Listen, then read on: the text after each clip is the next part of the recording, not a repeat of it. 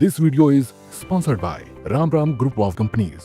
क्या था मोनोचुआ? बच्ची ने बताया कि वो सीढ़ी से ऊपर गई पापा का चश्मा लेने और ऊपर उसे किसी चीज़ ने छुआ और उसको झटका लगा और वो बेहोश हो गई। एक किसी ने कहा कि वो सड़क पे जा रहा था और आगे से कोई स्टील की जैसी चीज़ को नीचे उतरी जिसके दोनों तरफ हाथ निकले हुए थे, उनमें ब्लेड्स लगे हुए थे। एक कोई महिला थी, उन्होंने कहा मैं हॉस्पिटल के कैंपस में थी और पीछे से कोई चीज़ मेरे ऊपर कूदी और मैं गिरी और मैं बेहोश हुई। उसी के बाद एक सज्जन और आए, उन्होंने अपनी आर्म पर, आई थिंक लेफ्ट आर्म थी, उस पर उन्होंने स्क्रैचेस दिखाए, ब्रूजेस थे, थोड़ा खरोच के निशान थे। उन्होंने कहा कि ये मुझे जो है मोनोचुआ ने मारे हैं। मैंने उन्हें ध्यान से देखा, उन्हें गिना तो वो निकले करीब 15। मैंने देखा कि जम्मू कश्मीर में समुद्र तल से जहाँ पे 12-15 हज़ार फीट की ऊंचाई हो, वहाँ पे सिंघाड़े पाए गए।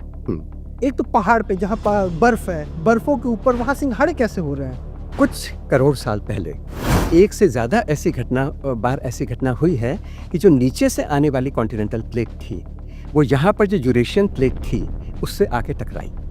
मार्च में पेपर होता था, तब भी हमें स्वेटर पहन के हम जाते थे। और ये फरवरी का मौसम है और नॉर्मल, ना कोई थर्मल है ना कोई जैकेट है। अब 50 डिग्री तक मामला चला जाता है गर्मी का। तो क्या ऐसा है कि सच में ये जो गोला है ये समाप्त हो जाएगा ऐसे ही? ऐसा डर नहीं कि एकदम होगा, लेकिन ये बात सही है कि अगर हमने इन गैसेस के इमिशन पर रोक नहीं लगाई, अपनी जीवन शैली को सुधार कर, अपने इंडस्ट्रियल इमिशंस को रोक कर, अपने जो हम जितना कंजम्पशन कर रहे हैं उन चीज़ों को रोक कर, तो हम उस पॉइंट पर पहुंच जाएंगे जिसे कहा जाता है पॉइंट ऑफ नो रिटर्न।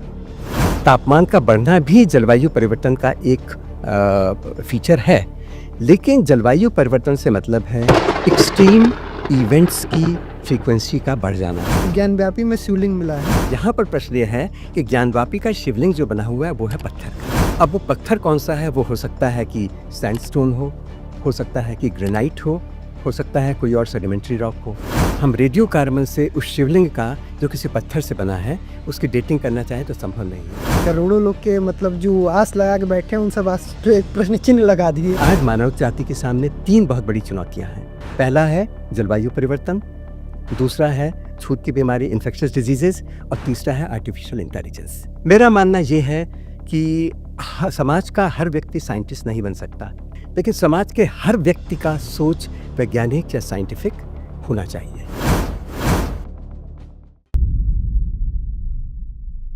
सर्दी के मौसम में तेज गर्मी होने लगी है और गर्मी अपने स्वरूप से ज्यादा तीव्र होने लगी। क्या मौसम में आ रहा ये परिवर्तन सामान्य प्रक्रिया है या फिर पृथ्वी के लिए किसी बड़े खतरे का संकेत है? ऐसे सवाल हम सबके जहन में आते हैं और आपकी और अपनी इन जिज्ञासा को शांत करने के लिए बतकही चौक पर हमने बुलाया कार्बन डेटिंग एक्सपर्ट साहब को। ये ज्ञानव्यापी मस्जिद मामले के भी जानकार हैं। मोनोचुआ के आतंक से मुक्ति दिलाने के लिए इनकी अहम भूमिका रही है। नमस्ते, मेरा नाम है ब्रजेश तिवारी और आप देख रहे हैं ब्रजेश संग बतकही। और हमारे इस प्रोग्राम को आप तक पहुंचाने में अहम भूमिका निभाते हैं Ram Ram group of the companies, तो उनका भी बहुत बहुत साधुवाद। तो चलिए बतियाते हैं। तो सर, बहुत बहुत स्वागत है आपका। सबसे पहला सवाल मेरा वहीं से, मोनोचुआ क्या था? मोनोचुआ सच में इतना बड़ा आतंक था कि पुलिस को रोड पे आना पड़ा? लॉ एंड ऑर्डर की स्थिति बहुत खराब हो गई। जी, एक्चुअली कई शहरों में समस्या आई थी। ख़ास तौर पे जो मैंने देखी वहाँ बाराबंकी में और उसके बाद सीतापुर में। वहाँ स्थिति ये थी कि एक जगह तो पावर हाउस को आग लगा दी गई थी, पुलिस को गोली चलानी पड़ी थी। लोगों का घर से निकलना शाम 5-6 बजे के बाद बिल्कुल बंद हो गया था। तो हुआ ये था कि जो कमिश्नर थे उस क्षेत्र के, उन्होंने यहाँ पर संपर्क किया रीजनल साइंस सिटी से, और रीजनल साइंस सिटी के जो इंचार्ज थे उन्होंने मुझसे संपर्क किया। तो अभी मैं इलाहाबाद से लौटा था, अभी गाड़ी से उतरा भी नहीं था कि उनका फ़ोन आया कि ऐसी-ऐसी सिचुएशन वहाँ पर है। और उन्होंने कहा कमिश्नर साहब का कहना है कि वहाँ पे कुछ हमें जाके करना चाहिए। वो केमिस्ट्री के थे तो वो थोड़ा सा हेजिटेंट थे कि केमिस्ट्री के बैकग्राउंड उनका था, वो चाहते थे कि कोई फिज़िक्स का व्यक्ति हो। तो मैंने घर में बस बैग रखा, एक दूसरा बैग लिया, विदिन 5 मिनट मैं गाड़ी में बैठा और मैं उनके साथ वहाँ गया रीजनल साइंस सिटी, और उसके बाद मैं वहाँ से मुझे याद है 2002 जून जुलाई का वक्त रहा होगा जी, और उस समय मोनोचुआ का आतंक आया था। हर किसी की अपनी कहानी थी कि 7 फीट का आदमी है और एलियन टाइप का है। हम्म, सबने किसी ने कहा कि अरे वो पाकिस्तान का छोड़ा हुआ एजेंट है। गर्मी के मौसम में उस समय तो रात में लाइट आती और नहीं थी। उस साल वर्षा बहुत कम हुई थी। हाँ, ऐसा आतंक था कि सब घर के अंदर सोते थे, कोई छत पे सोता नहीं था। हम लोग गांव में रहते थे, ऐसा होता था कि मस्तानी उजानी लगा के छत पे सोते थे, लेकिन हम लोग घर में सोना शुरू कर दिए गर्मी में। ये बिल्कुल आपने सही डिस्क्रिप्शन दिया। जब हम लोग वहाँ पहुँचे तो हमारे पहुँचने से पहले वहाँ पे खबर पहुँच चुकी थी कि लखनऊ से कोई साइंटिस्ट आए हैं। तो वहाँ से हम सीधे जो वहाँ के एसडीएम थे और उनके ऑफिस में गए। वहीं पास में गेस्ट हाउस में उन्होंने अरेंज किया था। तो उन्होंने जाते उन्होंने कहा कि डॉक्टर साहब कितनी देर में शुरू कर सकते हैं। मिस्टर सिंह थे, उनके साथ में जो सीओसीटी थे, सौभाग्य से वो इलाहाबाद यूनिवर्सिटी के फिजिक्स के पोस्ट ग्रेजुएट थे, तो थोड़ा सा साइंटिफिक एटीट्यूड के वो आदमी थे। तो उन्होंने कहा, तो हम लोगों ने कहा कि बिल्कुल अभी शुरू करते हैं, और हम लोग वहाँ पे पहुँच गए। फिर जो हमने लोगों से उसके डिस्क्रिप्शन सुने कि ये मोहनेछुआ क्या है, मैं आपको कुछ उसकी वानगी दूंगा। एक ने कहा कि ये तो बबुआ है और रुई के बबुआ की तरह ये ऊपर से उतरा और हम इसके पास गए, उसके बाद ये वरांडे में गया और उसके बाद ये ऊपर उड़ गया। किसी और ने बच्ची ने कहा कि तो कि हम वहाँ गए, हम उस लोकेलिटी में गए, it was a very crowded area, और हम लोग एसडीएम ने बाद में बताया कि वो बहुत डर रहे थे कि वहाँ पे पता नहीं क्या हो जाए, क्योंकि लोग बड़े आतंकित भी थे और उग्र भी थे, पर कह रहे थे कि आप लोगों ने ठीक से हैंडल किया। तो हमने जब लोगों से डिस्क्रिप्शन पूछे, एक बच्ची ने बताया कि वो सीढ़ी से ऊपर गई पापा का चश्मा लेने, और ऊपर उसे किसी चीज़ ने छुआ और उसको झटका लगा और वो बेहोश हो गई। एक किसी ने कहा कि वो सड़क पे जा रहा था और आगे से कोई स्टील की जैसी चीज़ को नीचे उतरी, जिसके दोनों तरफ हाथ निकले हुए थे, उनमें ब्लेड्स लगे हुए थे, वगैरह वगैरह, क्वाइट ग्राफिक डिस्क्रिप्शन, जो बिलीवेबल तो नहीं था। तो ऐसे सब चीज़ों को समझ के ये तो मुझे समझ में आ गया था कि लोग शायद मन से कुछ कह रहे हैं। एक कोई महिला थी, शायद कस्तूरी देवी या कुछ नाम था, उन्होंने कहा मैं हॉस्पिटल के कैंपस में थी और पीछे से कोई चीज़ मेरे ऊपर कूदी और मैं गिरी और मैं बेहोश हो गई। सो काफ़ी लोगों ने, जितने मन थे, उन्होंने अपनी तरफ से कहानियाँ सुनाई। मुझे जो सीओ सिटी थे वो थोड़ा सा हिंट दे चुके थे कि बहुत सारे लोग मन से बोल रहे हैं, पर मुझे ये समझ में नहीं आ रहा था कि लोग ऐसी कहानियाँ गढ़ के क्यों बना रहे हैं, जो बाद में मेरी जाके समझ में आया। तो खैर उनमें से एक और बूढ़े सज्जन थे, उन्होंने बताया कि मैंने दूर एक लाइट देखी, वो लाइट मेरी तरफ आई, फिर उसके बाद वो नीचे उतरी और फिर वो मेरे अंगूठे के पास आई, फिर धीरे धीरे ऊपर चढ़नी शुरू, घुटने पे आई, कमर में आई, छाती में आई, माथे पे आई और उसके बाद सर पे जाके नाचने लगी। अब मुझे लगा कि मतलब मेरे ख्याल उस व्यक्ति की आयु करीब 70 वर्ष की रही होगी, तो एकदम ये कहना कि आप झूठ बोल रहे हैं वो ऑफेंड कर सकता था। तो मैंने उनसे सिर्फ इतना कहा, मैंने कहा कि जब लाइट दूर थी आपको दिखाई दे गई, मुझे समझ में आ गया। जब वो पास आई, घुटनों तक थी, छाती तक थी, तब आपको दिखाई दी। अब आप ये बताइए कि जब भी आपके आँख से ऊपर माथे पे चली गई और आपके सर पे चली गई तो आपको दिखाई कैसे दी? अब वो थोड़ा सा इधर उधर ताकने लगे, पीछे के लोगों ने हंसना शुरू कर दिया और वो घबरा के वहाँ से भाग गए। तो इसी तरह कुछ लोगों से बातचीत, तो शाम होते होते लोग भी कन्विंस होने लगे थे कि ये लोग जो है मनगढ़ंत कहानियाँ बता रहे हैं, ऐसा कुछ हो नहीं रहा है। तो अगले दिन जब सुबह ब्रेकफास्ट पे हम लोग पहुँचे, वहीं गेस्ट हाउस में, एक शुगर कंपनी का गेस्ट हाउस था, तो एसडीएम वहाँ पर थे, मेरे साथी वहाँ पर थे, मैं था, ये थोड़ा लेट आए सीओ सिटी। तो हमने कहा कि क्या खबर है? बोले कि डॉक्टर साहब रात भर में कोई खबर नहीं आई है, everything is quite, not a single incident was reported. तो हमने कहा हमारा आना तो सफल हो गया, पर तभी उनके पास एक फ़ोन आया कि वहाँ के जो म्यूनिसिपैलिटी के चेयरमैन थे, उनकी हवेली में कुछ घटना हुई है। हमने उठाई जीप पर हम लोग चल दिए वहाँ पर। वहाँ पहुँचे तो उन्होंने, बड़ी नैरो सी सीढ़ी थी, उससे ऊपर गए। फिर वहाँ पे किसी ने किस्सा बताया कि हम रात को सो रहे थे, 2 बजे के करीब एक काले रंग का कुत्ता ऊपर से कूदा नीचे। तो मैंने उनसे कहा पहली बात तो ये कि रात 2 बजे आप क्या कर रहे थे? दूसरा मैंने कहा कि वो काले रंग का कुत्ता अंधेरी रात में, चांद भी नहीं है, आपने देखा कैसे? तो उन्होंने उसका एक्सप्लेनेशन कन्विंसिंग दिया। उन्होंने कहा कि हम लोग बाहर चौकीदारी करते हैं, बाकी लोग अंदर सोते हैं, और लेडीज़ और बच्चे, हम लोग चौकीदारी करते हैं और लालटेन हमेशा जलाए रखते हैं, तो इसलिए हम उसको देख पाए। उसके बाद वो कुत्ता नीचे कूदा, मैंने हॉकी स्टिक उसको फेंक कर मारी, उसको लगी तो नहीं, लेकिन वो नीचे दालान में कूद गया और उसके बाद वो गायब हो गया। तो उनका कहना था कि साहब यही जो है ये भी एक मोहनुसवा था। उसी के बाद एक सज्जन और आए। उन्होंने अपनी आर्म पर, आई थिंक लेफ्ट आर्म थी, उस पे उन्होंने स्क्रैचेस दिखाए, ब्रूजेस थे, थोड़ा खरोच के निशान थे, और ये पत्थर की फ्रेश थे।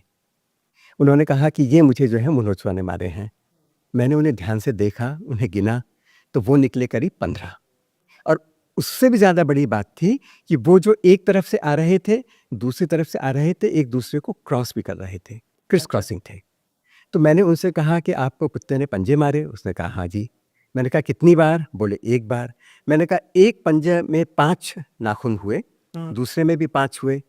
तो पहली बात तो ये है कि ये 5 और 5 मिलकर 10 होने चाहिए थे, 15 कैसे हैं? दूसरी बात, जब वो इस तरह से पंजे मारेगा तो उसको क्रिस क्रॉस क्यों करेगा? वो तो इस तरह से आएंगे, कन्वर्जिंग हो सकते हैं, लेकिन ये क्रिस क्रॉस कैसे कर रहे हैं? अब आसपास के लोगों ने भी सोचना शुरू किया, तो उन्होंने भी हंसना शुरू कर दिया।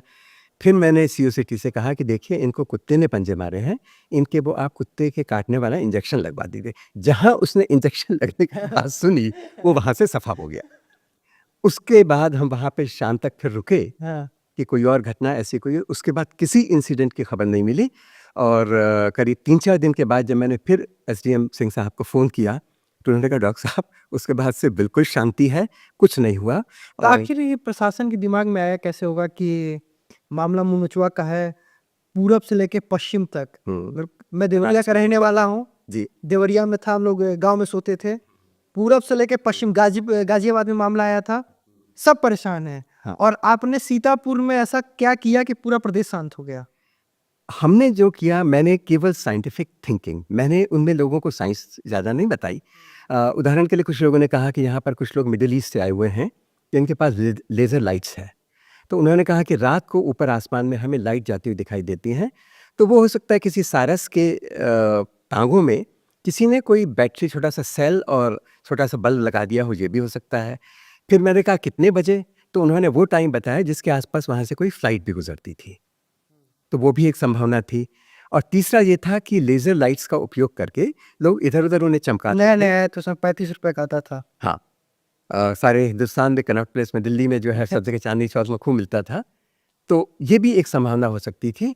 लेकिन मुझे लगता है कि अगर एक आध किसी ने ऐसा देखा, उसके अलावा बहुत सारे लोग थे जो मन से इसलिए ये किस्सा बताते थे, खुद ही खरोच लगा के दिखाते थे। उन्हें लगा कि शायद उनको कुछ नुकसान हुआ है, इसके लिए उन्हें सरकार से राहत कोष से compensation मिल पैसा सकता- मिल जाए। राहत कोष से पैसा मिल जाएगा। तो ये सारी चीज़ों का मिक्स्ड इफेक्ट ये था। और जब एक बोलता है, फिर दूसरा बोलता है, फिर तीसरा बोलता है, तो इम्पोर्टेंस पाने के लिए भी कुछ लोग अपनी इमेजिनेशन का यूज़ करके ऐसा बताना शुरू कर देते हैं। तो ये तो हो गया मुनचुआ का किस्सा। जी। दूसरा, आप एक्सपर्ट हैं वनस्पति विज्ञान, उन सब चीज़ों पर रिसर्च करना कि उसकी एज कितनी है। हम ज्ञान व्यापी पे आगे आएंगे, लेकिन मेरे अभी कल ही मैं पढ़ रहा था, तो मैंने देखा पढ़ते हुए कि क्या क्या मैं आपसे जान सकता हूँ। उसमें मैंने देखा कि जम्मू कश्मीर में समुद्र तल से जहाँ पे 12-15 हजार फीट की ऊंचाई हो, वहाँ पे सिंघाड़े पाए गए। हम्म। अब वहाँ तो संभव है नहीं, पहाड़ के उतना ऊपर, क्योंकि हमारे यहाँ हम लोग गाँव के रहने, हमें पता है कि तालाब में सिंघाड़े होता है, गढ़ई में डाल देते हैं, सिंघाड़े होते हैं। तो उतने फीट ऊपर, एक तो पहाड़ पे जहाँ बर्फ है, बर्फों के ऊपर वहाँ सिंघाड़े कैसे हो रहे हैं? ये बहुत अच्छा आपने जो ऑब्जर्वेशन दिया वो है। ये बात सही है कि जो चीज़ समुद्र के तल पे होगी, उसी के आसपास में सिंघाड़ा होने की संभावना होगी। दरअसल जो बहुत सारे एरियाज अब अपलिफ्टेड है, इनफैक्ट पूरा का पूरा हिमालय, ये वैसा वो जगह पहले वैसी नहीं थी जैसी आज हमें दिखाई देती है। करोड़ों साल पहले जो मेडागास्कर है, भारत है, साउथ अमेरिका है, अफ्रीका है, ऑस्ट्रेलिया है, हमारा जो भारत वाला हिस्सा है, ये सारे अंटार्कटिका यानी दक्षिणी ध्रुव के पास में थे। धीरे धीरे इनका विस्थापन, इनका खिसकना शुरू हुआ, जिसे कॉन्टिनेंटल ड्रिफ्ट कहते हैं, और ये थोड़ा थोड़ा उत्तर की तरफ खिसकते चले गए। और कुछ करोड़ साल पहले, जैसे करोड़ साल पहले, कुछ करोड़ साल पहले एक से ज़्यादा ऐसी घटना हुई है कि जो नीचे से आने वाली कॉन्टिनेंटल प्लेट थी, वो यहाँ पर जो यूरेशियन प्लेट थी उससे आके टकराई। और ये टक्कर केवल एक ही नहीं हुई, कई टक्कर हुई, कई स्टेजेस में हिमालय का निर्माण हुआ है। हुआ ये कि दो प्लेट जब आपस में टकराई तो एक प्लेट नीचे चली गई, उसका सबडक्शन हुआ, और एक प्लेट जो थी वो ऊपर की तरफ उठ गई, और इस तरह से वहाँ पर हिमालय की सृष्टि हुई। और लोग मानते हैं कि शायद कम से कम 3 ऐसी एपिसोड्स थे जिनमें हिमालय का निर्माण हुआ। तो पहले जहाँ पर हिमालय था वहाँ पर समुद्र था। तो जो चीज़ें वहाँ पर थीं उनमें से कुछ चीज़ें उस प्लेट के ऊपर उठने के साथ-साथ उठकर पहाड़ों के ऊपर पहुँच गईं समुद्र के तल से। तो आज हमें बहुत सारे और भी ऐसे एग्ज़ाम्पल्स पैलेबॉटनिस्ट आपको बता सकते हैं या पैलेंटोलॉजिस्ट आपको बता सकते हैं, जो बताएँगे कि जो चीज़ समुद्र के तल पर थी या समुद्र के नीचे की थी, वो आज हमें पर्वतों के ऊपर मिलती है। इससे इस सिद्धांत को बहुत बल मिला कि ये जो कॉन्टिनेंट्स हैं या जो महाद्वीप हैं, इनका विखंडन हुआ और ये वहाँ से खिसकते रहे और विखंडन से बस यही विखंडन पे मैं आना चाहता था। जी। तो ये जो बदलता हुआ मौसम है, जैसे फरवरी का मौसम है और मैं नॉर्मल एक कुर्ते में बैठा हूँ। बस कुछ दिन पहले 2008 में चलते हैं, मैं 2008 में बोर्ड में रहा हुआ 10th का पेपर दे रहा था। जी। मार्च में पेपर होता था, तब भी हमें स्वेटर पहन के हम जाते थे। और ये फरवरी का मौसम है और नॉर्मल ना कोई थर्मल है ना कोई जैकेट है। तो ये बदलता हुआ मौसम, अब 50 डिग्री तक मामला चला जाता है गर्मी का। हुँ। तो क्या ऐसा है कि सच में ये जो गोला है ये समाप्त हो जाएगा ऐसे ही? गोला समाप्त होने की बात तो मैं नहीं कहूँगा, लेकिन जो आपने बात कही, ये मौसम से ज़्यादा सही होगा कहना कि जलवायु का परिवर्तन। हाँ। मौसम और जलवायु that is weather and climate, इन दोनों में क्या अंतर है? मैं थोड़ा-सा दर्शकों के लिए बता दूँ। जो हर घंटे में बदले या 1-2 दिन में बदल जाए, 2-4 दिन में बदल जाए, वो मौसम मौसम। है। लेकिन जो 30 साल की अवधि तक हमें दिखाई दे कि कोई परिवर्तन हो गया है, तब हम कहते हैं कि जलवायु में या क्लाइमेट में परिवर्तन हो गया है। उदाहरण के लिए अगर अभी बादल आ जाएँगे तो थोड़ा ठंड लग सकती है। अगर सूरज तेज़ी से चमकने लगेगा तो गर्मी लगेगी। ये मौसम का परिवर्तन है। या आज बूंदाबांदी नहीं है, कल बूंदाबांदी हो जाए। ये मौसम मौसम बदल का जाएगा। परिवर्तन है, शॉर्ट पीरियड के, शॉर्ट टर्म के। लेकिन जो लॉन्ग टर्म के वेरिएशन है, यानी कोई चेंज इस साल भी हमें देखने को मिला कि ठंड में जो टेम्परेचर है, वो थोड़ा ज़्यादा ठंडा हो गया है। अगले साल मानिए नहीं भी हुआ, उसके अगले साल फिर देखा, फिर कुछ साल बाद देखा, तो ये 30 साल की अवधि को अगर हम कंसीडर करें, तो उसमें औसतन अगर तापमान में परिवर्तन हुआ है, औसतन पिछले 30 वर्ष के औसत तापमान से, तो हम कहेंगे कि जलवायु में परिवर्तन हो गया है। तो जलवायु के में ये परिवर्तन सचमुच हो रहा है। और वैसे मैं आपको ये भी बता दूं कि जलवायु परिवर्तन कोई आज की या मॉडर्न एज की बात नहीं है। जब पृथ्वी बनी थी तो पृथ्वी बहुत गर्म थी, उसमें रॉक थी, चट्टानें थी जो गली जैसी थी, जिनका टेम्परेचर 1200-1500 डिग्री सेल्सियस के आसपास में था। उसके बाद धीरे धीरे वो ठंडी होनी शुरू हुई, तो पृथ्वी की पपड़ी या क्रस्ट बना। लेकिन पृथ्वी के अंदर मंटल में उसके आज भी थोड़ा सा मॉल्टन स्टेट में मटेरियल है, और जो इसकी कोर है उसमें भी टेम्परेचर बहुत ज़्यादा है, लेकिन दबाव इतना ज़्यादा है कि वो सॉलिड की तरह बिहेव करता है। तो पृथ्वी के सबसे ऊपर की सतह जो है वो सबसे ठंडी है, उसका temperature 2 degree, 4 degree, 5 degree, 10 degree, 20 degree, गर्मियों में कभी कभी 50 डिग्री भी या उससे थोड़ा ज़्यादा भी हो जाता है। उसके नीचे है टेम्परेचर, और बिल्कुल कोर में जाइए तो टेम्परेचर उसमें बहुत ज़्यादा है। तो फिर सवाल जो मेरा वो ये था कि ये बदलती हुई जलवायु जी, आने वाले समय के लिए खतरा है, खतरे की घंटी है। मैं आपको बताऊं, जैसा मैं क्यों ये बता रहा था कि पृथ्वी के इतिहास में क्लाइमेट चेंज कोई नई चीज़ नहीं है। फैक्ट ये है कि अगर हम थोड़े से बड़े टाइम स्केल पे कहें, तो जो पिछले 1000 साल हम कहें या पिछले कुछ 100 साल कहें, ये उस सेंस में सबसे ज़्यादा स्थिर हैं। लेकिन आज से करीब 25 करोड़ साल पहले, 44 करोड़ साल पहले, जैसा मैंने कहा था, तापमान दूसरे एक्सट्रीम्स पर था, बहुत ठंडा या बहुत गर्म था। ये परिवर्तन हमेशा होते रहे, लेकिन उस समय मानव पृथ्वी पर नहीं था। तो टेम्परेचर कितना ज़्यादा हो गया हो, मानव ने आके टेम्परेचर मेंटेन किया है। नहीं, मानव ने आके नहीं किया। ये जियोलॉजिकल और एस्ट्रोनॉमिकल रीजंस हैं। पृथ्वी के जो जलवायु के परिवर्तन हैं या तापमान के परिवर्तन हैं, वो कई चीज़ों पर निर्भर करते हैं। पहला है एस्ट्रोनॉमिकल। पृथ्वी सूरज के चारों तरफ लगभग गोल, जिसे हम इलिप्टिकल कहते हैं, एक्चुअली इलिप्टिकल ऑर्बिट में चक्कर लगाती है। तो हम देखते हैं कि साल भर में एक चक्कर पूरा करती है। कुछ समय वो सूरज के पास रहती है, कुछ समय कंपैरेटिवली सूरज से दूर रहती है।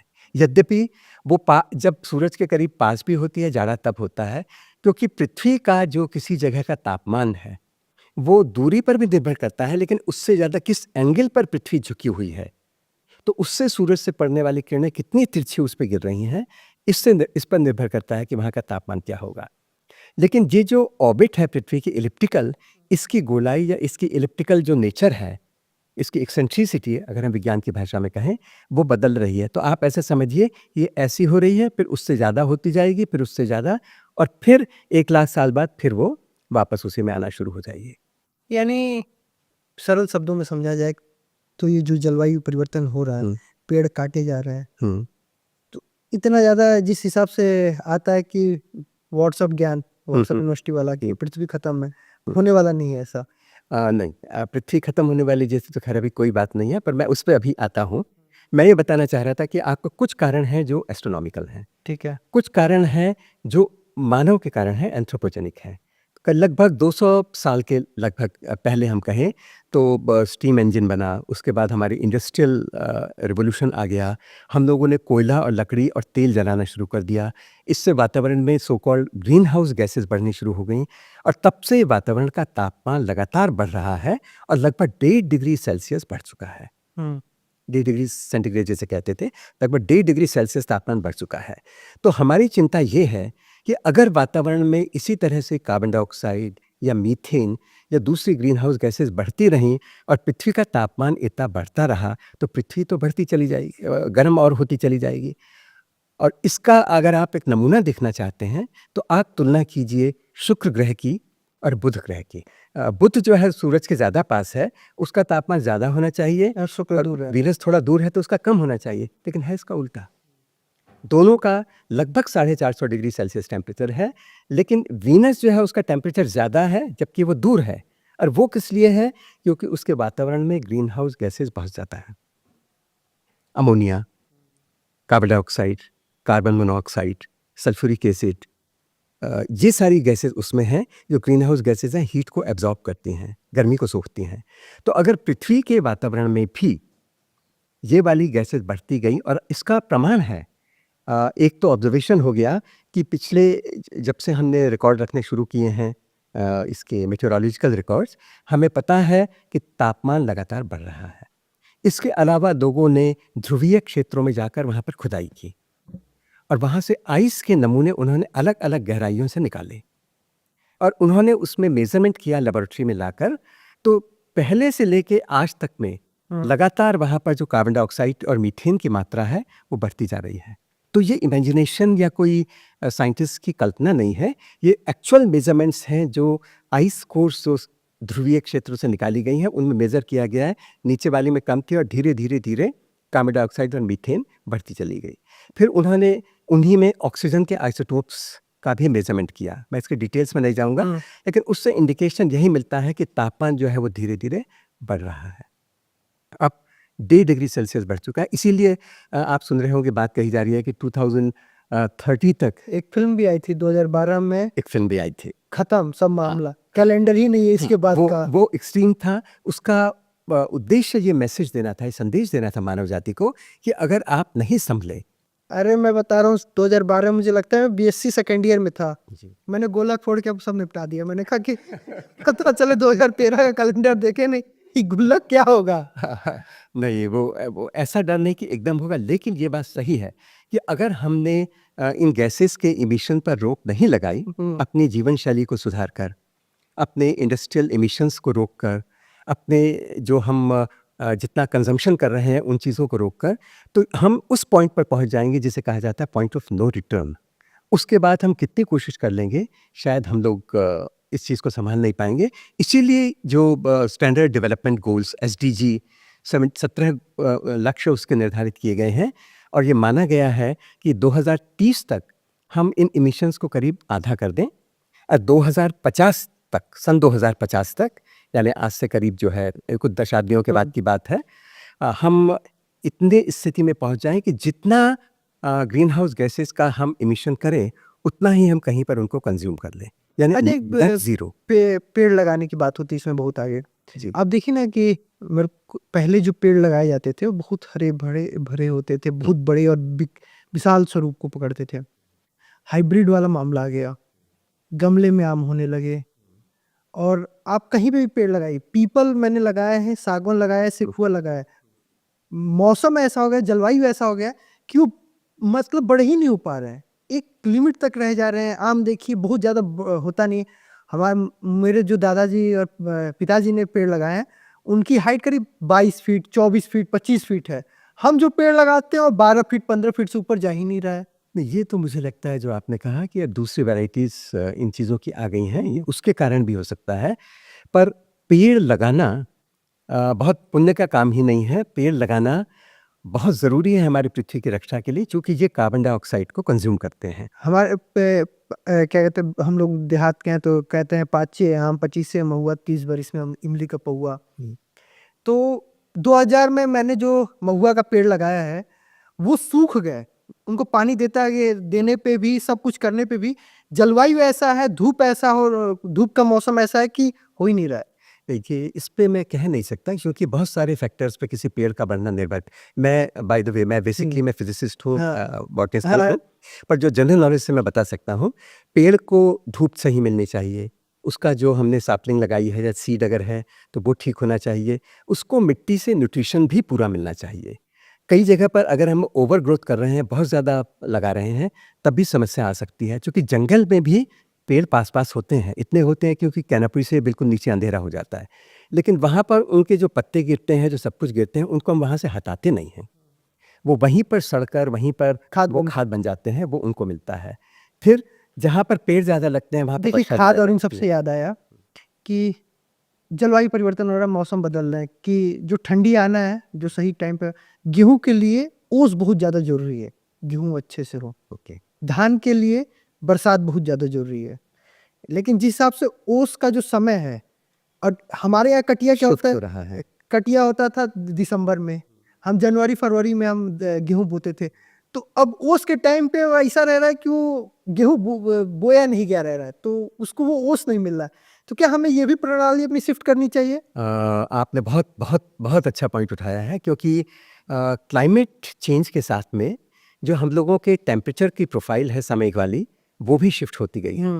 पहले जिस समय फसल लगाते थे, अब उस समय लगाएंगे तो हो सकता है उसके बाद जिसमें पानी की ज़रूरत है, उसके बाद हो सकता है पानी हर बरस साल गेहूं इस कटिया के टाइम पे बारिश हो जा रही है। हाँ, तो ये जो अनप्रेडिक्टेबिलिटी जो बहुत से लोग समझते हैं, मैं एक चीज़ और फैलेसी को क्लियर कर दूं, बहुत सारे लोग समझते हैं कि क्लाइमेट चेंज का या जलवायु परिवर्तन का मतलब है तापमान का बढ़ना। नहीं, तापमान का बढ़ना भी जलवायु परिवर्तन का एक फीचर है, लेकिन जलवायु परिवर्तन से मतलब है एक्सट्रीम इवेंट्स की फ्रीक्वेंसी का बढ़ जाना। मतलब जो चरम घटनाएं हैं वो ज़्यादा बार होने लगी। अब आप सुनते हैं तूफान ज़्यादा आते हैं, हाँ। चक्रवात ज़्यादा आते हैं, बाढ़ ज़्यादा आती हैं, और जिस जगह पर पहले कभी पानी नहीं ठीक से बरसता था, वहाँ अब बाढ़ आ जाती है, और जिस जगह पर बाढ़ आया करती थी वहाँ पर वर्षा नहीं ठीक से होती है। तो ये जो अनप्रेडिक्टेबिलिटी है, हम बता नहीं सकते कि कब कैसी जलवायु होगी, कब कैसा सीज़न होगा। सीज़न बदल गए हैं, शिफ्ट हो गए हैं, जाड़ा थोड़ा देर में शुरू हो रहा है, थोड़ी देर में कई बार ख़त्म होता है, किसी साल। तो ये सब जो परिवर्तन है ये क्लाइमेट के चेंज की वजह से है, और इनके पीछे के फैक्टर जैसा मैंने कहा, जो पृथ्वी की गति से संबंधित हैं, एस्ट्रोनॉमिकल कारण हैं, उन पे हमारा कोई नियंत्रण नहीं है। लेकिन जो एंथ्रोपोजेनिक हैं, मानव जनित हैं, उन पर हमारा कंट्रोल होना चाहिए। और इसके अलावा बहुत सारी चीज़ें ऐसी भी होंगी, जैसे समुद्र के नीचे अंदर चलने वाली धाराएं हैं। आज से 20 साल पहले तो हम लोग कभी इन सब लालीना और एल नीनो की बात नहीं सुना करते थे, लेकिन अब हम सुनते हैं बार बार कि एल नीनो आ गया, तो इस साल अगर वहाँ पे ज़्यादा साउथ अमेरिका में वर्षा होगी तो भारत में ठंडा ज़्यादा होगा, या वहाँ पर लानीना होगा तो भारत में जो है वर्षा थोड़ी ज़्यादा हो जाएगी। ये सब चीज़ें हैं। तो ये सारी चीज़ें अब बदल रही हैं, और क्लाइमेट चेंज इसके पीछे है। इसमें ओवरऑल कई चीज़ों का मिक्स किया होगा, प्राकृतिक कारण और मानव के कारण। तो इनमें प्राकृतिक कारणों पर हमारा कोई नियंत्रण नहीं, लेकिन जो हमारे बस में है कि हम कार्बन डाइऑक्साइड, मीथेन बढ़ा रहे हैं, उसको हम नियंत्रित करें। हम पेड़ काट रहे हैं लगातार, तो हम जितने पेड़ काटें उससे ज़्यादा पेड़ लगाएं। क्योंकि 4 अगर हमने बड़े पके हुए पूरे पेड़ आज काट दिए, उसके बदले अगर हम 100 पेड़ लगाते हैं तो भी वो शायद मिलकर उतने कार्बन डाइऑक्साइड को आज कंज्यूम नहीं करेंगे। उनको 10 साल या 20 साल लगेंगे, जब वो फुल ग्रोथ उनकी हो जाएगी, उसके बाद वो कार्बन डाइऑक्साइड कंज्यूम करना शुरू करेंगे। अच्छा, ये बताइए, मेट्रो हम्म। मतलब समाज के लिए तो जरूरी है, लेकिन विज्ञान के हिसाब से क्या सही है? मुझे लगता है कि मैं अपना व्यक्तिगत मत बता रहा हूँ पहले। विज्ञान के मेरे मत के अनुसार मेट्रो से दिल्ली में अभी 5 साल भी मैं दिल्ली रहा, और अगर दिल्ली में मेट्रो नहीं होती तो दिल्ली की सड़कों पर हम चल नहीं सकते थे। लखनऊ में बड़ी स्ट्रेंज बात है, शायद अफोर्डेबिलिटी की बात है, मेट्रो अभी भी खाली जाती है। जापान में बहुत कम लोग हैं जो अपने वाहन का उपयोग करते हैं, जबकि जापान दुनिया की गाड़ी बनाने वाला सबसे बड़ी कंपनी वहाँ पर है। आप किसी भी कंपनी का नाम, निसान का नाम, किसी भी कंपनी का नाम लीजिए, वो वहाँ से है। होंडा का लीजिए, अरे जापान की टेक्नोलॉजी सब वहीं की इंजन सब लगाए। वहाँ के लोग आज भी मेट्रो में, वहाँ ट्रेन में सफ़र करते हैं, और उनके वहाँ पुशर्स होते हैं प्रोफेशनल, जो धक्का दे दे के लोगों को गाड़ी के अंदर बिठाते हैं, वो इतना भर के चलती हैं। लोग प्राइवेट व्हीकल नहीं यूज़ करते। हमारे देश में दिल्ली में अगर आप देखें तो मेट्रो पूरी भर के चलती है। लखनऊ में अभी इतनी लोकप्रिय नहीं हुई है, लेकिन मेरा मानना है कि जब तक पब्लिक ट्रांसपोर्ट को स्ट्रॉन्ग नहीं किया जाएगा, हम में से कम मेरे जैसे लोग पसंद नहीं करते कि हम एक आदमी एक कार में बैठकर कहीं जाए, लेकिन अगर विकल्प नहीं होगा तो हमें करना पड़ेगा। लखनऊ की सड़कें देखिए आप, बिल्कुल चौक ब्लॉक हैं, बिल्कुल भरी हुई हैं। लोग इसमें पौ पौ करते रहते हैं, चिल्लाते रहते हैं, लेकिन चलते हैं। और उसी में कोई मंत्री जी गुजर गए तो 2 घंटे और, तो वो समय, वो भी एक, वो हमारी इस व्यवस्था का एक अंग है, तो वो भी होता है। तो मुझे लगता है कि हमें लोकप्रिय करना चाहिए पब्लिक ट्रांसपोर्ट को। बसेस, ये आपके व्यू हो गए, साइंस मेरा व्यू है, और साइंस के हिसाब से भी मुझे लगता है कि मेट्रो ज़्यादा अच्छी। 100 गाड़ी के मुकाबले एक मेट्रो बेहतर है। एक मेट्रो बेहतर है, क्योंकि 100 गाड़ियों में आप 400 या 500 लोगों को लेकर आमतौर पर नहीं चल रहे हैं। 100 या 150 लोग उसमें जा रहे हैं, तो जितना पोल्यूशन गाड़ियों से हो रहा है उससे कम पोल्यूशन मेट्रो कर रही है। तो मुझे लगता है कि मेट्रो को प्रमोट किया जाना चाहिए। अच्छा, आप शुक्र और बुध ग्रह के बारे में बता रहे थे, कौन सूर्य के नज़दीक है। अब मैं आता हूँ थोड़ा सा, साइंस को हमेशा जो धर्म है उससे दिक्कत रही है जी। साइंस हमेशा, चाहे वो सूर्य ग्रहण हो, वो सूर्य ग्रहण में धर्म कहता है कि सूर्य ग्रहण नहीं देखना चाहिए। गर्भवती स्त्री के ऊपर अगर सूर्य ग्रहण की छाया पड़ गई तो बच्चा दिव्यांग होगा। चंद्र ग्रहण नहीं देखना चाहिए, चंद्र ग्रहण के समय खाना नहीं चाहिए, सोना नहीं चाहिए। और वही साइंस कहता है कि इसको देखिए, एंजॉय कीजिए। तो क्यों, मतलब पहले साइंस को ऐसी दिक्कत क्या है धर्म से? पहली बात तो मैं ये बता दूं, धर्म की जो परिभाषा हम देते हैं वो आमतौर पे धर्म की सही परिभाषा नहीं है। धर्म जीवन जीने का एक तरीका है, एक शैली है, वो धर्म है। हम मान लेते हैं कि किसी एक ईश्वर विशेष या किसी पूज्य विशेष या किसी ग्रंथ विशेष का अर्थ धर्म है। धर्म जीवन जीने की शैली है, और जीवन जीने की वो शैली जिससे हम अपना जीवन सहजता से बिताएं, हम किसी और को कष्ट ना करें। अगर हम हिंदू धर्म की बात करें, जिसका थोड़ा बहुत हम सबको थोड़ा बहुत ज्ञान है, तो हम तो सर्वे भवन्तु सुखिनः सर्वे सन्तु निरामयाः सर्वे भद्राणि पश्यन्तु मा कश्चित् दुःखभाग् भवेत्, इस फिलॉसफी को, इस दर्शन को मानने वाले हैं। तो इसमें कहीं सूर्य ग्रहण की बात नहीं आती, इसमें कहीं चंद्र ग्रहण की बात नहीं आती। मैं आपको बताऊं इसके पीछे शायद कारण क्या रहा होगा, सामाजिक या साइकोलॉजिकल रीज़न क्या रहा होगा। सूरज एक बहुत बड़ी शक्ति है। सूरज से हमारी फसल पकती है, सूरज से हमारा दिन होता है, सूरज से हमें रहने के लिए कंफर्टेबल जोन मिलता है, कंफर्टेबल सराउंडिंग मिलती है। तो सूरज को हम बहुत शक्तिशाली मानते हैं, और वैज्ञानिक भी जानते हैं कि सूरज के अंदर जो ऊर्जा बनती है न्यूक्लियर फ्यूजन से, उससे पूरी दुनिया चलती है। अगर ऐसी शक्ति को कोई चीज़ ख़त्म कर रही है, जैसे वो कहते हैं राहु का ग्रस्ता है, जो कुछ भी है वो ख़त्म कर रही है, तो वो बहुत पावरफुल चीज़ होगी, ऐसा आम आदमी मानेगा। ये तब की बात है जब लोग एस्ट्रोनॉमी कम जानते थे, लेकिन हमारे देश में बाद में तो एस्ट्रोनॉमी का इतिहास बहुत उज्जवल है। हमारे यहाँ भास्कराचार्य थे, हमारे यहाँ थे, महर्षि दुर्वासा थे, महर्षि कणक भी रहे, जिन्होंने बांस की टोपी से सूर्य की दूरी बता दी। वो दूरी मैंने उसको नहीं पढ़ा तो मैं नहीं कह सकता, लेकिन जो आपने ये, जैसे हमने आर्यभट्ट की बात की, आर्यभट्ट ने गणित में भी जो 3.14 हम रफली याद करते हैं, पाई का मान 22/7 ने बहुत पहले बता दिया। और सूर्य के चारों तरफ पृथ्वी चक्कर काटती है, न कि पृथ्वी के चारों तरफ सूर्य, ये भी उन्होंने कहा था।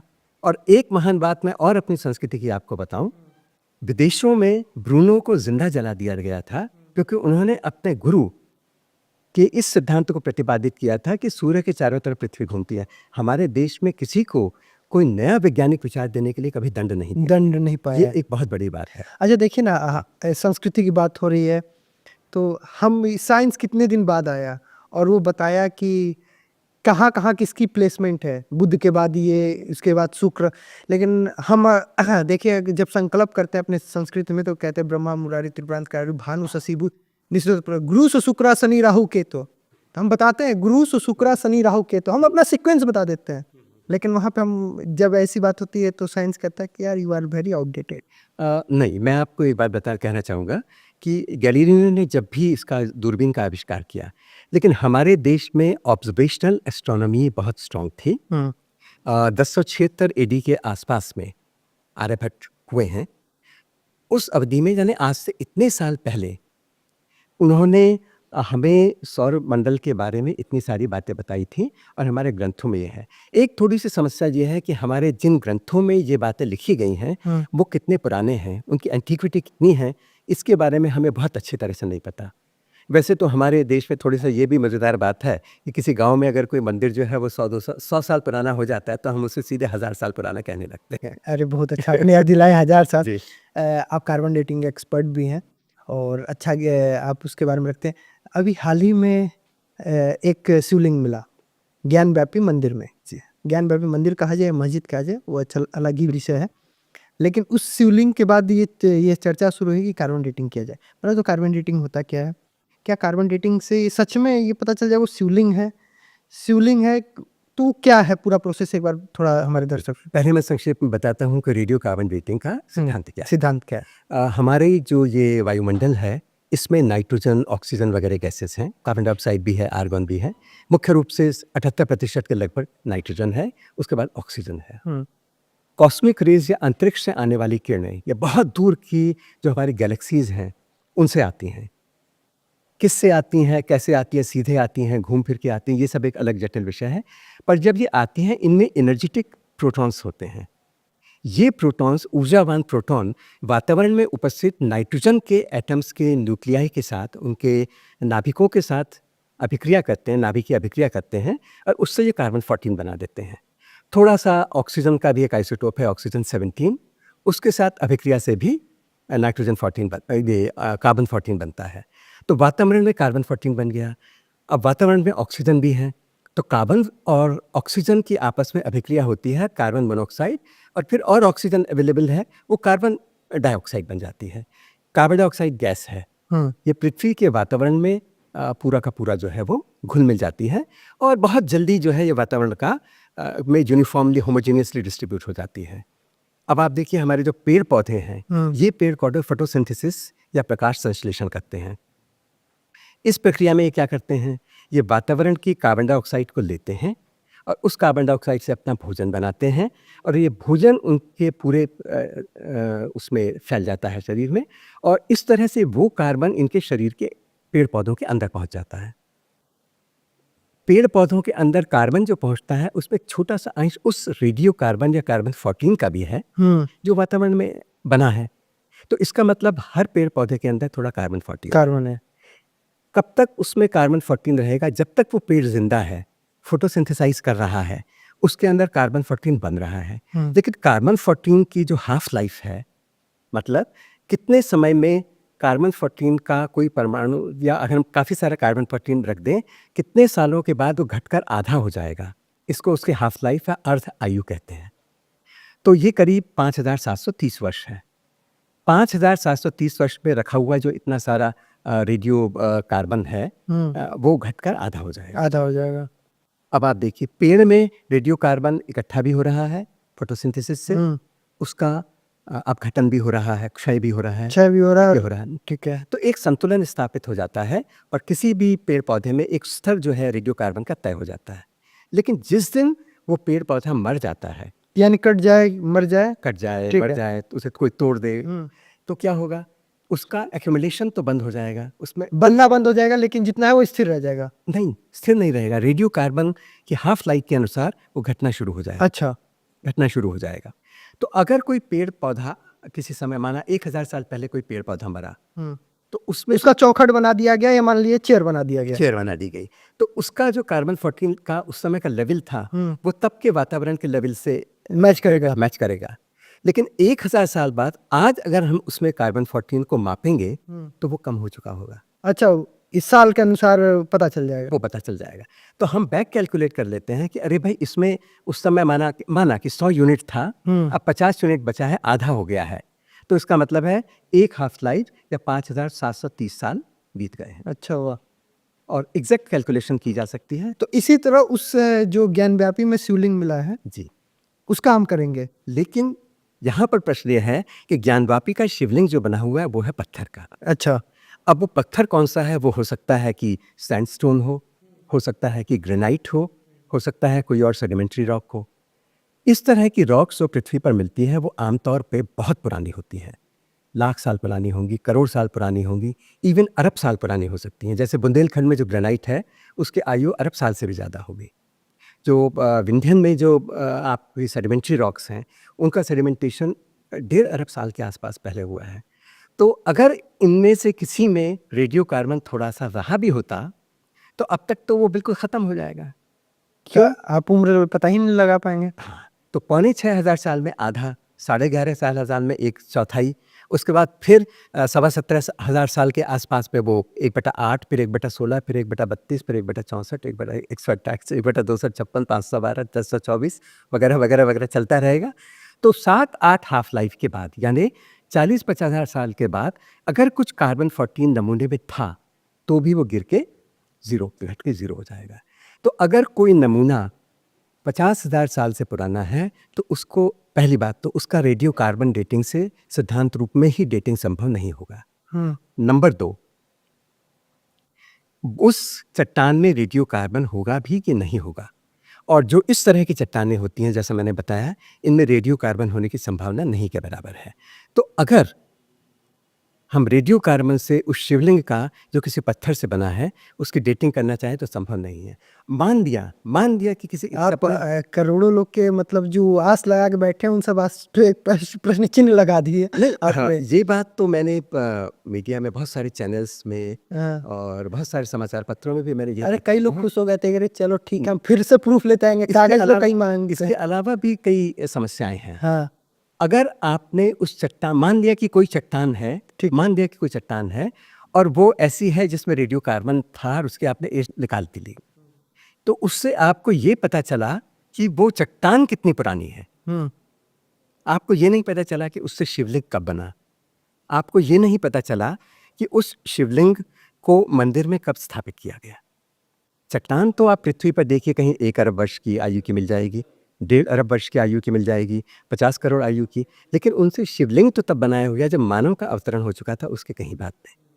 तो पत्थर की आयु एक बात है, शिवलिंग की आयु दूसरी बात है, मंदिर में उसकी स्थापना तीसरी बात है।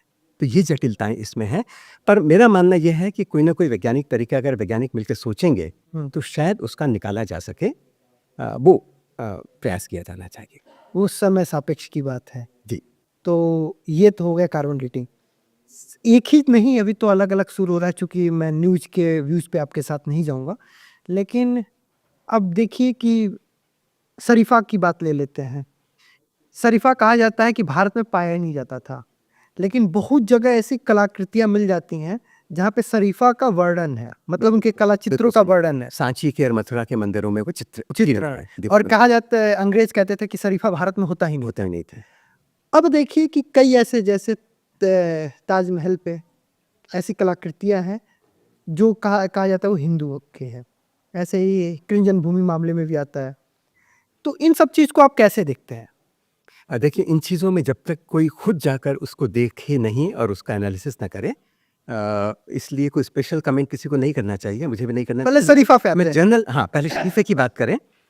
शरीफा जो आर्कियोलॉजिस्ट थे वो ये मानते थे कि 16वीं शताब्दी में जब पोर्चुगीज़ आए भारत में आए वो शरीफा साथ लेके आए, और इस धारणा को बहुत समय तक ये बनी रही। अंग्रेज़ों ने भी इसको ही पुष्ट किया, लेकिन एक डॉक्टर सिथोले नाम के एक वैज्ञानिक थे, आर्कियोलॉजिस्ट थे, उन्होंने कहा कि मैंने सांची और मथुरा के मंदिरों में दीवारों पर उत्कीर्ण चित्र देखे हैं जो शरीफे के हैं, जो प्रमाण देते हैं कि भारत में पहले उसके शरीफा पहले से रहा। था, लेकिन इसका कोई साक्ष्य नहीं मिल रहा था।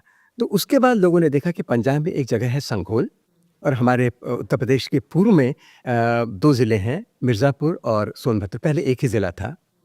तो मिर्ज़ापुर और सोनभद्र जो है, यहाँ पर भी लोगों ने ढूँढा, जब एक्सकवेशन किया, हमारा जो प्रदेश का जो आर्कियोलॉजी डिपार्टमेंट है, उन्होंने किया, और उसके बाद हमारे बीरबल साहनी इंस्टीट्यूट के विज्ञानियों ने और उन लोगों ने मिलकर, और कुछ ने भी मिलकर साथ में उसका स्टडी किया।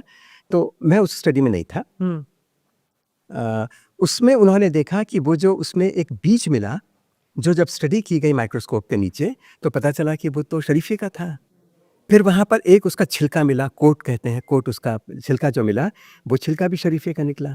इसका मतलब ये हुआ कि उस समय शरीफा होता था, लेकिन किस समय, इसके लिए रेडियो कार्बन की डेटिंग की मदद ली गई। वो हमारी लेबोरेटरी में हुआ था, और उसकी जब रेडियो कार्बन डेटिंग की गई तो वो लगभग 3000 साल निकली एज।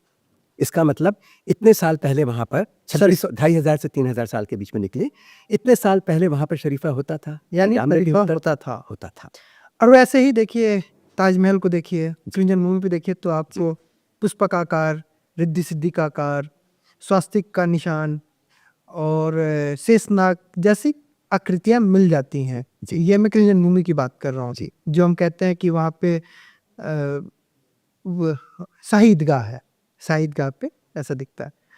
तो चूंकि आप साइंस से इस चीज़ को बहुत बेहतर तरीके से समझा पाएंगे कि जो आकृतियाँ होती हैं वो उस धर्म, उस जाति, उस समुदाय को ही दर्शाती है। ऐसे ही किसी चीज़ का सर्वे किया जाता है।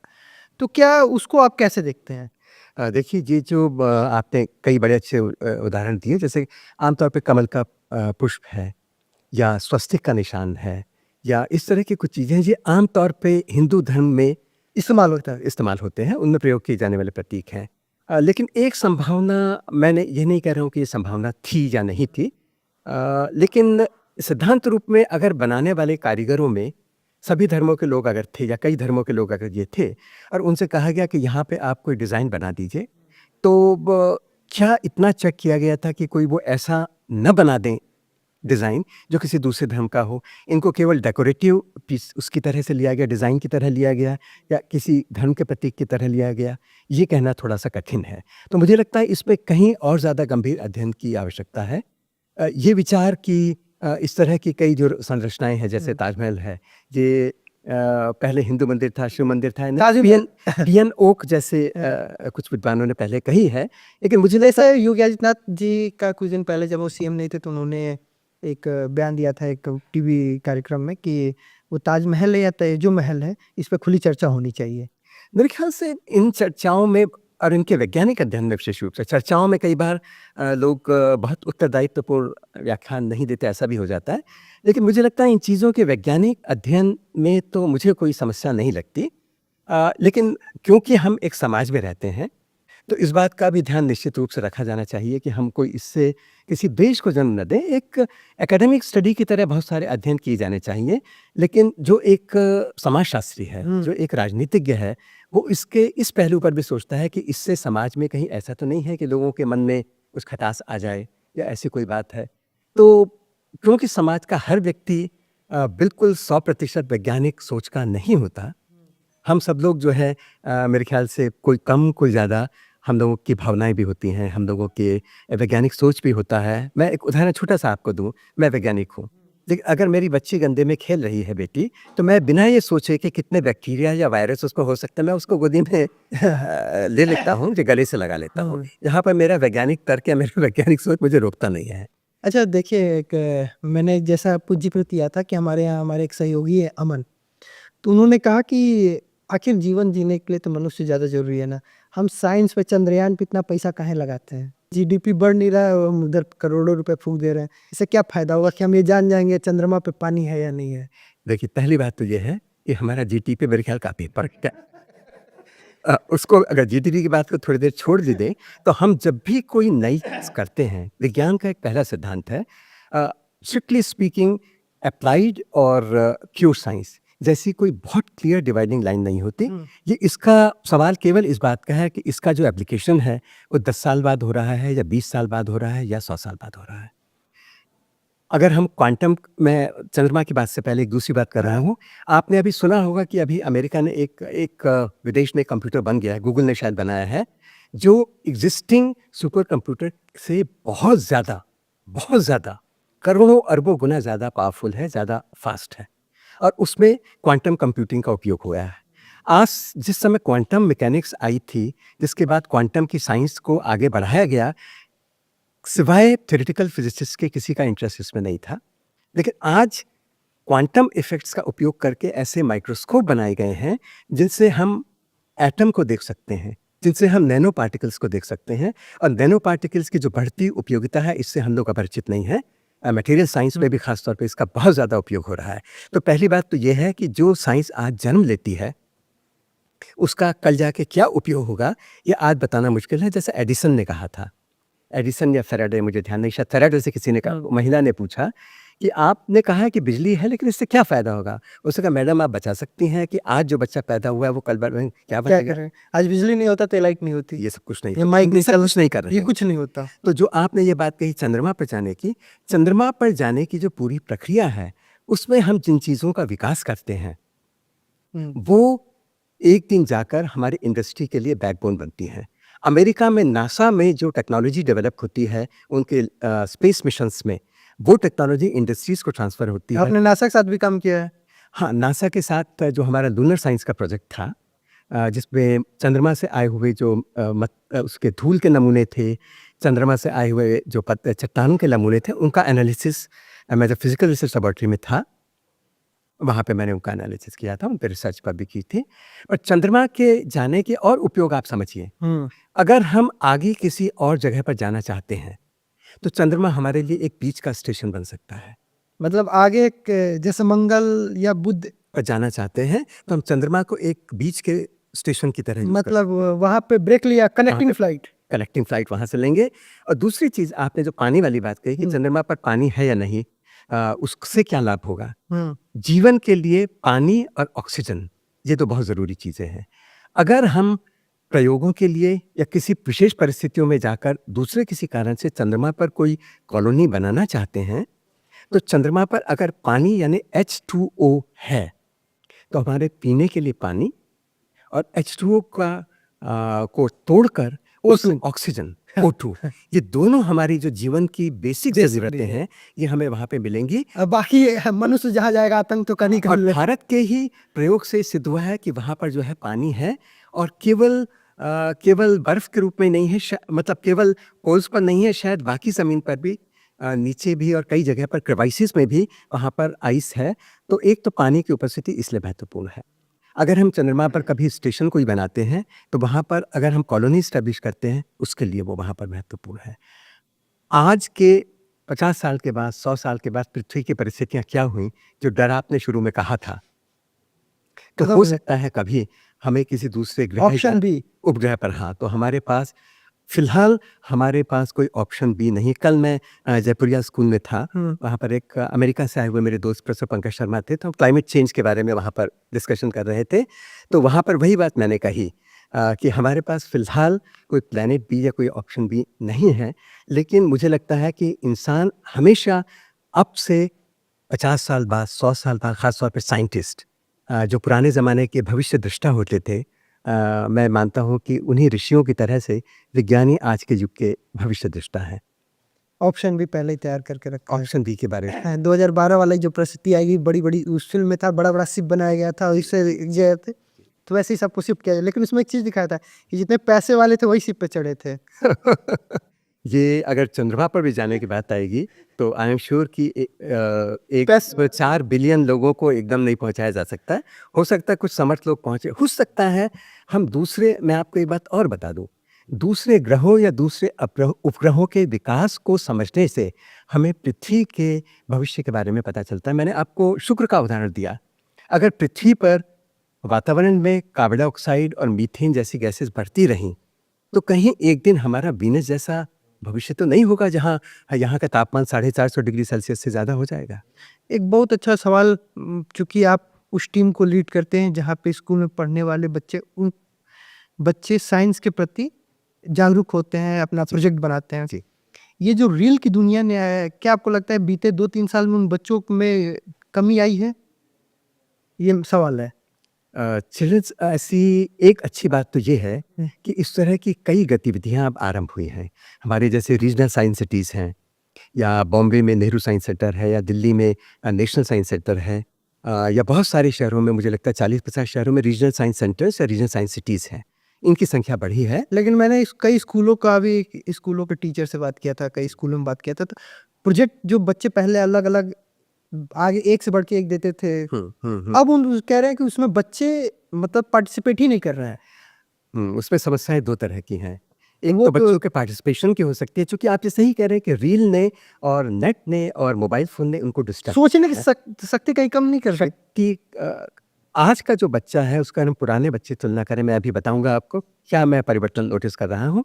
लेकिन जहाँ तक प्रोजेक्ट्स की बात है, जब शुरू में बच्चे करते थे तो हमारे उत्तर प्रदेश के पहली बार में जब राष्ट्रीय बाल विज्ञान कांग्रेस हुई थी, मैं उत्तर प्रदेश का उस समय महासचिव था इसके संगठन का, और दिल्ली में जब ये हुई थी तो केरल और उत्तर प्रदेश के 7-7 बच्चों के सर्वश्रेष्ठ प्रोजेक्ट छांटे गए थे राष्ट्रीय स्तर पर।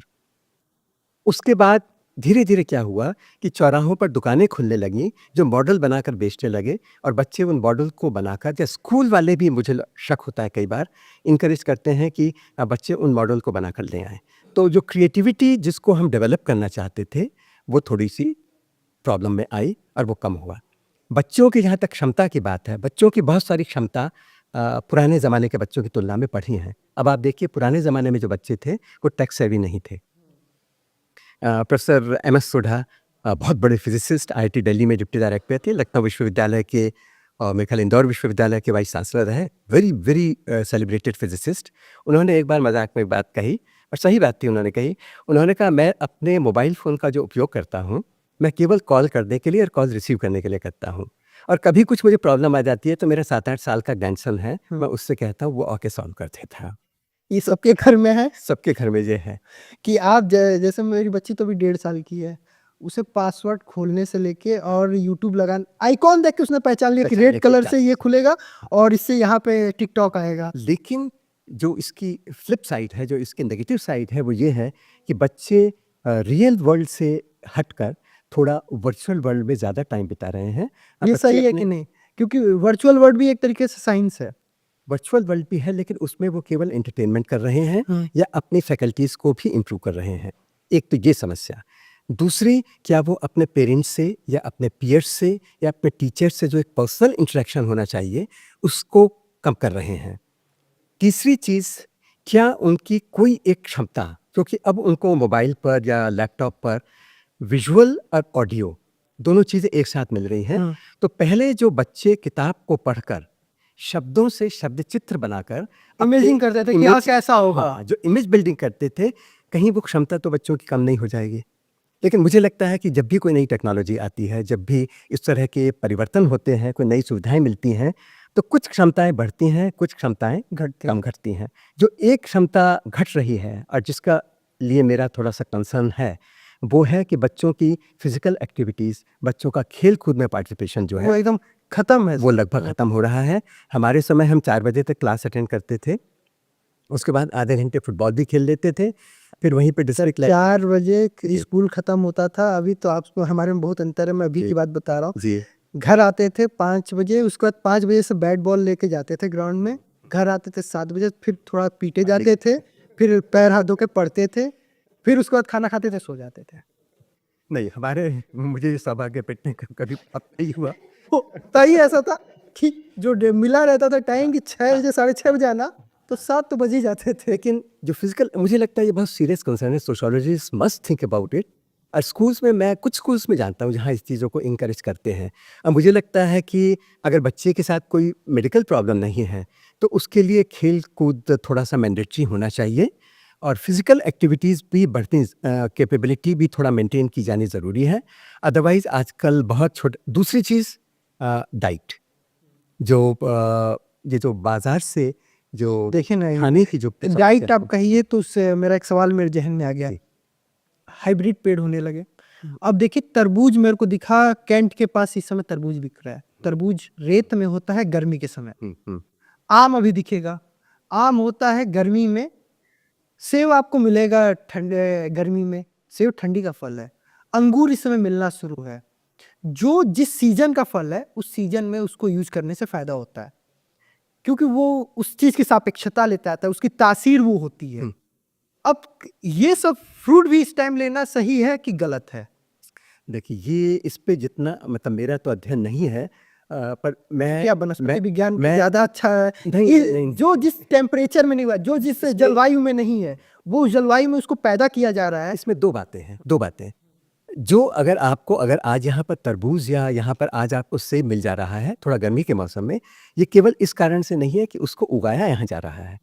हमारी जो ट्रांसपोर्ट की फैसिलिटीज़ बढ़ गई हैं, तो कश्मीर में अगर कोई चीज़ पैदा हो रही है तो वो उत्तर प्रदेश में या तमिलनाडु में या केरल में भी वो इस समय मिल जाती है जब केरल में वो सोची नहीं जा सकती थी। तो एक तो इसमें से पैकेजिंग और ट्रांसपोर्ट इंडस्ट्री का योगदान है। दूसरी चीज़ जो आपने कही, ये बात सही है कि जब किसी चीज़ के लिए सबसे अनुकूल परिस्थितियाँ होती हैं, तभी उसको इनहेल करना चाहिए। उस समय उसकी ग्रोथ सबसे अच्छी होगी और शायद वो सबसे ज़्यादा अपने अंदर उन विटामिन्स और मिनरल्स को लेगा। लेकिन किस मौसम में किस चीज़ को कंज्यूम करने का क्या प्रभाव होता है, इसका जितना अच्छा विचार आयुर्वेद में किया गया है, मुझे लगता है जो वेस्टर्न पद्धतियाँ एलोपैथी वगैरह हैं उनमें उतना नहीं किया गया है। पर मेरा मानना है कि इन पे प्रयोग होना चाहिए प्रयोग, लेकिन क्योंकि ये जीवित व्यक्तियों पर किए जाने वाले प्रयोग हैं, तो ये हमेशा एक सीमा के अंदर ही हो पाए। अच्छा, एक होता है कि जो पंजाब में है, पंजाब वाले घी खाए, एक भूमि की तासीर होती है। जी। जो बिहारी हैं वो चावल खाएं क्योंकि वहाँ उस जमीन पे चावल उगता है, इसलिए उनका जो जिस हिसाब से वहाँ पे जलवायु है वो पचा पाते हैं। जो केरल में है उनके लिए जिस हिसाब से जलवायु है उस हिसाब से भोजन है। तो क्या ये सही है कि जैसा आपका जलवायु है आपका भोजन वैसा करना चाहिए आपको? मेरा मानना ये है कि इवन जो जेनेटिक चेंजेस हैं, जो हमारी जीन्स हैं, उनसे हम किस चीज़ को डाइजेस्ट कर सकते हैं या नहीं कर सकते या कम या ज़्यादा कर सकते हैं, ये हमारे जेनेटिक मेकअप पर भी निर्भर करेगा। और समय के साथ ये आपस में मुझे लगता है दोनों चीज़ें बैलेंस करती हैं। जो आदमी खाता है धीरे-धीरे उसके शरीर में जो शरीर में किस चीज़ को कैसे हज़म करते हैं, ये सब चीज़ें भी बदलती जाती हैं। पाचन तंत्र जो है उसके हिसाब से एडजस्ट लेकिन जैसे आप जलवायु के बारे में बहुत अच्छा बताते हैं, साउथ में जो चीज़ होती है, अब तो चूंकि इंटरनेट का दौर है और सभी लोग देख के बताते हैं, वो कहेंगे कि बाल ऐसे ऐसे ऐसे काला होगा। जहाँ पे ना सरसों का तेल मतलब सरसों हो रहा है, जबकि तासीर उसका जलवायु सरसों के लायक है। जी। लेकिन वहाँ पे इंटरनेट देख के लोग बादाम का तेल इस्तेमाल करने लगते हैं। और ऐसा होता है कि दाढ़ी पक जाती है। अब ये मुझे पता नहीं कि इससे दाढ़ी पकती है, लेकिन एक वैसे ही ये सोशल मीडिया का ज्ञान है। हाँ। और जलवायु को लोग चेंज करते हैं, दूसरे जलवायु में यूज करने लगते हैं। तो क्या ये सही है या गलत है? मैं इस पर क्या वैज्ञानिक मत है मैं नहीं कह सकता, लेकिन ये बात मैंने भी सुनी है और मैंने हो सकता है ये बात सही हो कि क्योंकि जिस जगह पर जिस तरह के जहाँ पर तिल ज़्यादा होता है वहाँ पर हो सकता है तिल का तेल लोग सदियों से हज़ारों साल से उपयोग में लाते रहे हैं, तो उसके वो अभ्यस्त हैं। जहाँ पर कोई दूसरी सरसों है, किसी जगह पर नारियल है, तो वहाँ के तेल के वो अभ्यस्त है, वो उसको उपयोग में लाए तो वो शायद ज़्यादा ठीक होगा। लेकिन अभी कुछ लोग ये भी मानते हैं कि किसी भी व्यक्ति को तरह तरह के तेल का उपयोग करना चाहिए कि जो सभी तेलों के गुण हैं वो थोड़े थोड़े उसको मिल जाए। पर टू बी ऑनेस्ट, मैं इसके बारे में कोई मतलब ऑथेंटिक स्टेटमेंट देने की स्थिति में नहीं हूँ, but I think these things should be studied. अच्छा, अब आखिरी सवाल, आज के दौर में जी। अपने अनुभव के अनुसार हमारे दर्शकों को कोई राय देना चाहें? किस विषय में? साइंस के विषय में? साइंस के विषय में मेरा मानना यह है कि साइंस बहुत अच्छी चीज़ है, लेकिन जो हमारी जनरेशन के लोग भी जो 6ठी 7वीं से निबंध लिखते आ रहे हैं, वो हमेशा कहा करते थे विज्ञान एक चाकू भी है, उससे आप सर्जरी भी कर सकते हैं, उससे आप किसी को मार भी सकते हैं। बिल्कुल वही बात आज फॉर एग्जांपल आर्टिफिशियल इंटेलिजेंस के बारे में कही जा रही है। एक नेचर नाम की पत्रिका है, उसमें अभी चर्चा थी। उन्होंने कहा कि आज मानव जाति के सामने 3 बहुत बड़ी चुनौतियाँ हैं या 3 बहुत बड़े खतरे हैं। पहला है जलवायु परिवर्तन, दूसरा है छूत की बीमारी इन्फेक्शियस डिजीजेस, और तीसरा है आर्टिफिशियल इंटेलिजेंस। तो आर्टिफिशियल इंटेलिजेंस का उपयोग बहुत समझदारी के साथ करना होगा। हमारा सोच वैज्ञानिक होना चाहिए। मैं बहुत व्याख्यान भी देता हूँ बहुत जगह पर जाकर, बच्चों से, बड़ों से, यूनिवर्सिटीज़, रिसर्च इंस्टीट्यूशन सबसे इंटरेक्ट करता हूँ। मेरा मानना ये है कि समाज का हर व्यक्ति साइंटिस्ट नहीं बन सकता, समाज का हर विद्यार्थी साइंस नहीं पढ़ेगा, ये न तो फिजिबल है, हो भी नहीं सकता और होना भी नहीं चाहिए, क्योंकि समाज में सब लोग चाहिए। लेकिन समाज के हर व्यक्ति का सोच वैज्ञानिक या साइंटिफिक होना चाहिए। हमारे बहुत सारे सामाजिक समस्याओं का हल भी हमारे वैज्ञानिक सोच होने में है। अगर हमारा सोच साइंटिफिक होगा, वैज्ञानिक होगा, हम तार्किक होंगे, तो हम बहुत सारी समस्याओं का हल कर लेंगे। छोटे-छोटे गैर ज़रूरी अननेसेसरी मुद्दों पर एक दूसरे से भिड़ेंगे नहीं और बातचीत करके हल निकालेंगे और वैज्ञानिक तरीके से चलेंगे। ये मेरा तो बहुत बहुत धन्यवाद सर, आज हमारे साथ बतौर मेहमान पतकही चौक पर डॉक्टर सीएम नौटियाल सर थे, जिनसे हमने बात किया और जाना बदलते हुए जलवायु के बारे में। और आपको ये प्रोग्राम कैसा लगा कमेंट करके बताइएगा। अगले प्रोग्राम तक बने रहिए हमारे साथ सब्सक्राइब करके, और कमेंट करना ना भूलिएगा।